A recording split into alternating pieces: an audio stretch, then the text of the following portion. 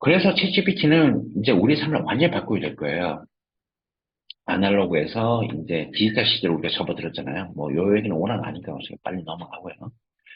자, 여기 보시면 아날로그에서, 자, 여기 보면 자동차가 이제 바로 뭐가 되죠? 데이터와 ICT 기술이 합쳐지게 되니까 뭐가 되죠? 카카오라든지, 다음에 우버라든지, 이렇게 이제 호출형 시대에 가게 된 거고요.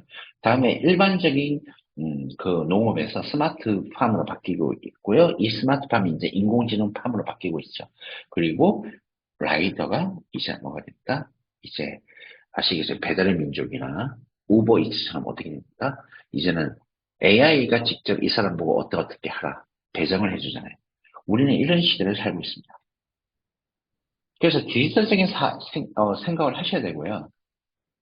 2007년에 우리가 아이폰이 나왔을 때, 그때 우리나라는 아직도 스마트폰은 시기상조다 해서 2년간 통신사고, 당시에 삼성이고 LG고, 그때까지 우리는 뭐 썼죠? 폴더폰 썼잖아요. 근데 어쩔 수 없이 2009년도에 삼성은 갤럭시를 만들어가지고 출시를 했어요. LG도 출시를 했지만 스마트폰은 2020년인가 그 스마트폰 사업을 접었잖아요. 왜 접었을까요? 그만큼 디지털적인 사고가 안 되어 있었기 때문에 그런 일이 벌어집니다. 이제 기계만 잘 만든다고 되는 게 아니거든요. 이 기계가 어떻게 데이터적으로 사람들에게 접목이 되고, 이걸 갖고 어떻게 이 데이터를 가지고 시켜서 AI에 의해서 서로 유용한 삶을 이끌어낼 수 있느냐. 그게 더 중요한 시대가 된 거예요. 그래서 여기 그 스마트폰이 나왔을 때 PC 시대가 모바일 시대가 됐고요. 플랫폼 기업, 소셜 미디어가 나왔죠. 그때 당시에 페이스북 이런 게 막 나오고요. 그다음에 웹스토어라는 새로운 생태계가 형성이 됐고, 그다음에 유튜버라든지 이런 이제 생산하고 소비하는 프로슈머 시대가 이루어지게 된 겁니다. 그리고 대량의 다양한 종류의 데이터를 생산을 하게 되면서 이때까지는 데이터베이스에서 이제 뭐로 바뀌었다? 빅데이터라는 용어가 이제 나오게 된 거죠. 그래서 아이폰의 웹스토어에 의해서 이제는 어떻게 든 모바일 시대가 열리면서 PC 시대의 황제인 MS가 몰락하고 이제 구글과 애플이 부각하게 됐다. 하지만 2019년 알파고가 이렇게 나타난 이후에 이제 이렇게 바뀌는 거죠. 첨단 기술이 발전하게 되고 업무의 자동화하고 예측 추론 이런 예방과 업무의 효율성이 향상되고 생산성 향상이 되면서 산업 영역이 파괴돼요. 파괴도 자율주행차, 나르는 택시, 로봇, 휴머노이드 로봇, 그리고 생활 속에 인공지능이 접목이 되면서 완전히 다른 세상으로 우리가 지금 살아가게 되는 거예요. 현재 우리가 산업 영역의 파괴는 현재 경험을 하고 있고요. 자율주행차는 지금 현재 미국에서는 이제 아시겠지만 이제 그 3단계 레벨 3 상업 택시가 현재 사람이 조종하지 않는 택시가 운행을 하고 있습니다. UAM이 앞으로 2025년 이후에 우리한테 이제 다가오게 될 거고요. 그래서 서울 잠실에서 인천공항까지 20분이면 날아가는 시대가 옵니다. 이제는. 그리고 로봇도 휴머노이드, 이제 이게 사람인지 로봇인지 구분이 안 되는 이런 로봇이 올 거고요. 생활 속에서 이제 여러분들 전부 인공지능 접목이 될 거예요. 혹시 여기 우리 강사님들 중에서 비스포크라는 이제 인덕션 쓰시는 분들이 있으실 겁니다.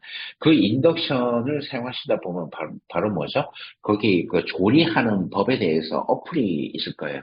그 어플을 보시면 조리하는 법이 아주 깔끔하게 되어 있는데 이게 연동이 되어가지고 불 화력이 어느 정도까지 맞추어라. 그리고 심지어 제가 봤을 때 이게 AI가 접목이 되잖아요. 이제는 딱 봤을 때, 인덕션이 몇 분이 지났는데 당신 요리가 뭐가 빠졌으니까 지금 빨리 넣으세요. 이런 거 알려주는 시대가 온다니까. 그런 시대는 우리도 이제 접어들었던 겁니다. 그러니까 누구나 다 전문 요리사가 되는 시대가 왔다라는 거죠. 예를 들자면. 그래서 소유보다 공유가 되고 플랫폼 스타트업이 성행하게 되고 콘텐츠 창작과 소비, 엔잡러죠. 재능과 침해, 그리고 나 혼자 사는 이들 개인화 시대. 그래서 에어비앤비, 우버, 그다음에 모드 자동차. 저 얼마 전에 이사했는데 요 숨고라는 걸 이용을 했어요. 예, 편리하더라고요. 예, 숨고 딱 하니까 어때요?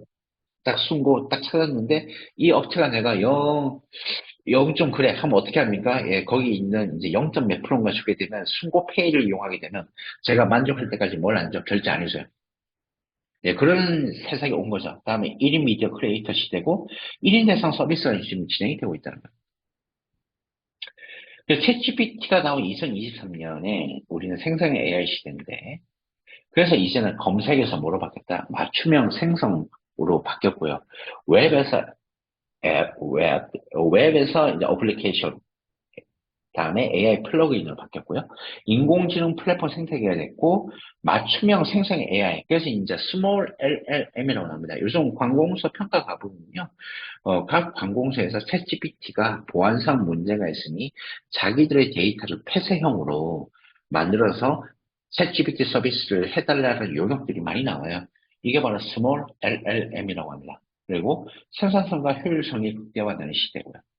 그러다 보니까 이제는 대답이 아니고 뭘 잘해야 된다? 질문을 잘해야 돼요. 질문을. 그 경계에 파괴되고 데이터가 중요하게 되고요. 1인 1 AI 시대. 그렇기 때문에 우리 강사님들 이게 기회예요. 내가 인문학적으로 아주 강연을 잘해.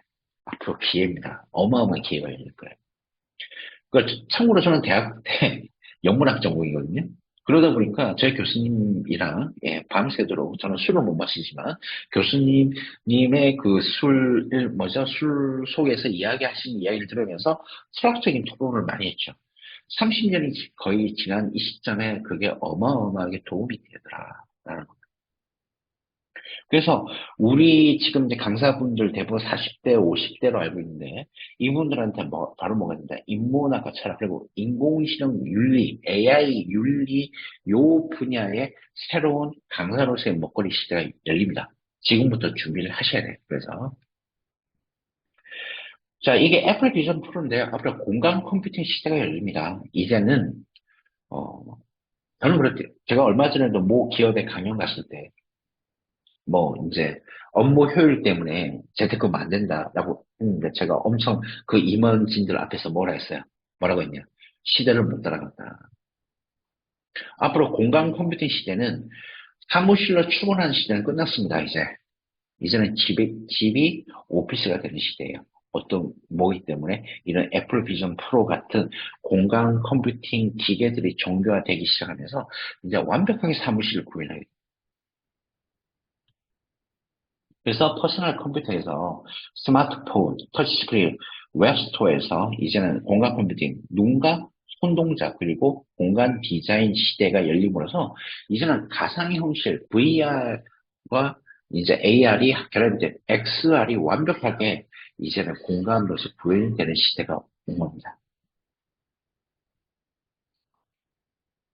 그래서 지식 노동자가 더 위험해요. 그냥 제가 뭐 얼마 전에 뭐 일타 강사 그랬다면서요. 아, 저 앞으로 수능 시대 끝나간다고 이제 자기 몇 년 뒤에 일을 할 수 있을지 모르겠다라고 얘기를 하잖아요. 예, 맞습니다. 수능의 시대는 이제 끝나갑니다. 정확히 말씀드리면. 이제는 수능의 시대가 아니라 이제 강연하시는 분들도 이제는 이분들이 어떻게 앞으로 AI 시대를 준비해야 되는지에 대해서 많은 강연을 준비를 하셔야 돼요. 데이터화하기가 더 쉽기 때문에, 어, 여기 이제 일반적인 직무는 거의 다 사라진다 보시면 되고요. 그 위기의 직업과 기회의 직업이 있는데, 이 위기의 직업은 반복하는 직업들은 거의 다 앞으로 사라진다라고 보시면 돼요. 변호사, 앞으로 사자가 최고 아니냐? 아니요. 앞으로 아무런 경험이 없는 사자들은 의미가 없습니다. 뭐 좀 대놓고 앞에 가서 변호사, 세무사, 회계사 분들한테 이런 얘기를 하는데 그분들이 다 고개를 끄덕여요. 그래서 빠르신 분들은 이 생성형 AI를 갖고 어떻게 나의 직무와 연결시킬지를 연구들을 많이 하고 있습니다. 자, 기회의 직업. 뭐 AI를 잘 다루는 의사, 뭐 놀이교사, 1인 미디어 크리에이터, 데이터 사이언티스트, PM여가 프로그램 개발자. 여기에 제가 전제를 안 다뤄놨는데 앞으로 5년이에요. 골든타임 5년이에요. 5년 뒤에는 이 직업도 장담할 수 없습니다. 인공지능이 그만큼 빨리 변하기 때문이에요. 그럼 앞으로 뭐 먹고 사냐? 이런 이야기를 하시는데, 뭐, 오늘 제가 이거를 다루지는 않겠지만, 앞으로는 데이터 배당 시대가 우리한테 옵니다. 올 수밖에 없어요. 데이터 배당 시대를 잘 준비를 하는 국가와 그렇지 못한 국가는 완전히 선진국가, 후진국으로 고차가 될 거예요. 좀 뒤에 제가 약간 설명을 좀 드릴게요. 그래서 제가 참 이 이야기를 할 때마다 이 자료를 가지고 4차 산업혁명이나 디지털 트랜스포메이션 강연을 하셨던 분들이 좀 뜨끔하시다고 얘기를 하세요. 왜냐하면 2016년에 한국노동정보원에서 발표를 했죠. 이때 화가나 조각가, 사진작가, 사진사 등이 나는 이게 AI가 대체를 못하거나 대체를 하더라도 엄청 늦을 거야 라고 했는데 몇 년 만에 깨졌죠? 7년 만에 깨져버렸어요. 그리고 2020년에 여기 보면 화가, 조각가, 사진작가, 사진사, 자동화 대체 확률 낮은 직무군 해가지고 대한민국 정책 브리핑이라는 어디죠? 정부에서 발행하는 뭐예요? 그 이제 그 온라인 잡지에서도 이걸 이야기를 했다니까요. 2020년까지. 근데 지금 다 뭡니까? 새빨간 거짓말이잖아요. 제일 빨리 대체되고 있잖아요. 그만큼 미래를 준비하는 게 쉽지가 않습니다. 자, 요거는 2022년 9월에 미국 디지털 아트 1위를 한, 뭐죠? 이제 미드저리를 해서 어떤 그 미국의 그 오페라 극장을 미드저리를 갖고 만든 거예요. 디지털 아트 1등을 한 겁니다. 사람도 이렇게 그리기 쉽지 않은데 미드저리로 이렇게 그리는 거예요. 어떻습니까? 진짜 놀란 노사잖아요. 그죠? 그러다 보니, 이거는 제가 직접 이제 찍어 온 건데요. 그 경기도의 발달 장애인들이 이런 생성형 이미지 AI를 이용을 해서 뭘 만들었다? 모두를 위한 예술혁명에서 창조의 경계를 넘다라는 작품을 이 발달 장애인들이 다 만든 거예요, 이거. 정상인들이 아니고요. 물론 정상인들이 이 전문가들 도와는 좋지만 누가 만들었다? 아이디어 짜고 자기가 어떻게 구상하겠다 이런 것들 다 누가 만들었다고요? 발달 장애인들이 만들었다. 놀랍지 않나요? 제가 이거 마지막 날 7월 2일 날 갔어요. 찍어 온 거예요. 그때. 저는 이런 데이터 나오면 무조건 달려가거든요. 그래서 참 의미심장하다. 이런 거죠. 인간과 기계의 그 영역의 파괴 시대에 왔다. 그래서 일론 머스크가 실제 이 로봇과 뽀뽀를 합니다. 왜 뽀뽀를 하죠? 앞으로 너희 이 로봇들, 즉 휴머노이드가 나의 돈을 많이 벌어줄 거야. 그래서 일론 머스크가 트위터를 인수를 한 겁니다. 거기 나와 있는 그 트위터에 그 뭐죠? 어마어마한 언어 데이터가 필요하거든요. 여기에 접목을 하려면. 그런 거죠. 그래서 로봇이 어떻게 된다? 더 매력적이다. 그래서 기계 같은 인간 같은 기계, 감정 소모 없는 로봇의 매력이 있고요. 1인 1 AI, 동료, 결혼, 반려묘 시대가 왔다라는 거죠. 자, 우리는 이런 시대를 지금 살아가고 있다는 겁니다. 자, 요 영상은 AI가 사람들 말을 안 듣겠다라고 이제 이제 표정으로 보여주는데 조금만 볼게요. 자, 요 시선을 한번 보세요. 섬뜩한 표정을 이렇게 보이고 있죠.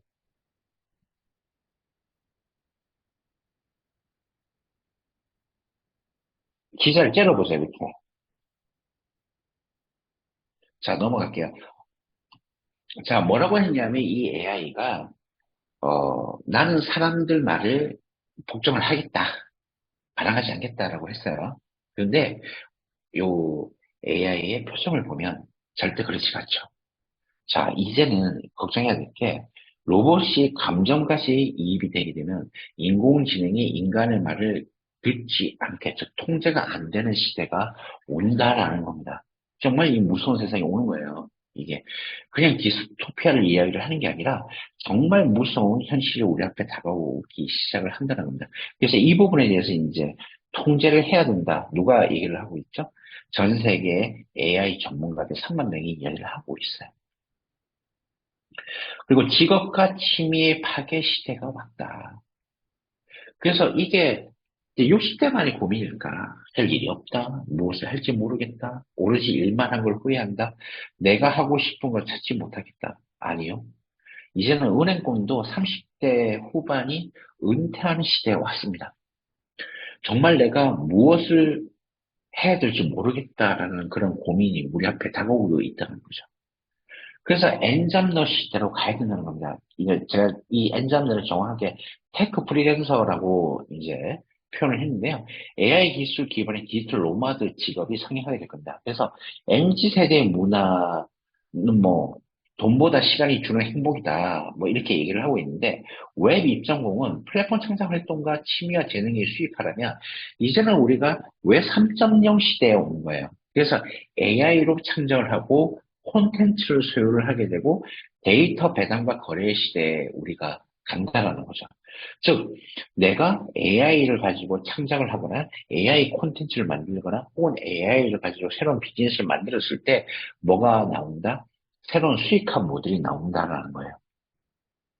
자, 그래서 이거 참, 이걸 넣을까 말까 하다가 넣었는데, 예.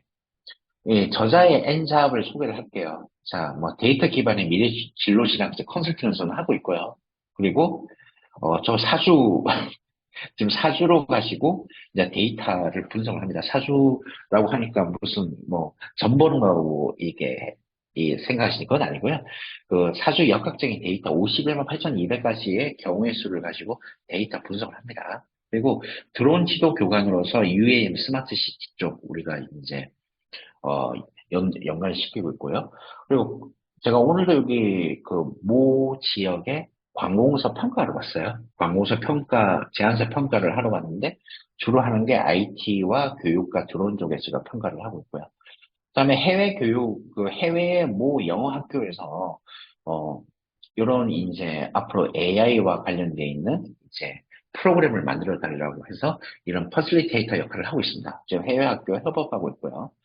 그리고 유튜브 크리에이터로서 이제 추천 알고리즘을 이제 분석을 하고 있습니다. 그래서 저 같은 경우에 유튜브 크리에이터로서 기존에 해왔던 어떤 이게 플랫폼이 돼가지고 요즘 영상을 별로 올리지도 않는데 돈이 꼬박꼬박 이렇게 나오더라고요. 예. 그 이제 추천 알고리즘으로 해서 이제 뭐 100만도 찍어봤고 뭐 저기 뭐죠? 그 인스타 릴스에는 1000만짜리 영상도 한번 만들어 봤는데 그게 이제 알고리즘이 어떻게 이게 적용이 되는지 분석을 하다 보니까 이렇게 가능해졌다. 그리고 기업의 미래 먹거리와 마케팅 전략 컨설팅을 지금 하고 있고요. 그다음에 베스트셀러 작가로서 또 이제 작가로서 또 책의 브랜딩에 관련된 있는 일을 이제 할까 말까 고민 중이에요.